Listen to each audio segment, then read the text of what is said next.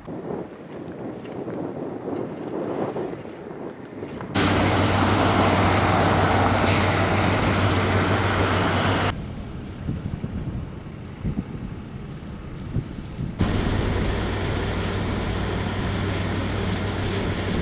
الشيخ، الرئاسة المشتركة لوحدة مياه الطبقة.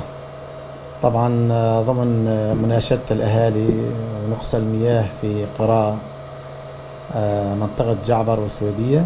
طبعا هي منها طنوزة، سويدية، صقير، قرية البوخميس، البوجي، مزرعة الوفاء، والقسم الغربي من قرية سويدية كبير. طبعا هاي المنطقة كانت فيها نقص مياه، هي تروى من جعبر قسم ومن السويدية قسم.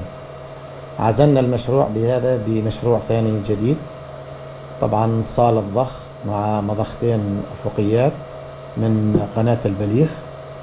هذا العمل قائم حتى الآن، يعني صار له أكثر من 20 يوم، بتمديد خط بطول 3 كيلومتر قطر 250. إن شاء الله خلال الفترة القادمة يعمل هذا المشروع، يشتغل إن شاء الله، وتكون المياه وصلت لهذه القرى العطشانة خلال الفترة الماضية. طبعا هذا المشروع بده يروي حوالي 5000 نسمة.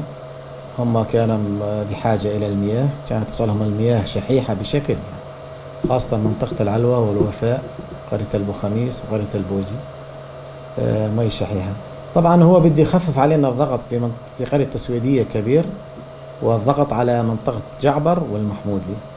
وإن القرى هاي كانت تشرب من من مضخات جعبر، والحز بدنا نعزلهن وتصير المي فقط على المحمودلي وجعبر من المضخات القديمة، والقرى اللي ذكرناها هي تشرب من المحطة الجديدة إن شاء الله. طبعا هذا المشروع إن شاء الله بده يدخل خلال يعني شهر ونص إن شاء الله، تدخل بالخدمة هذه القرى.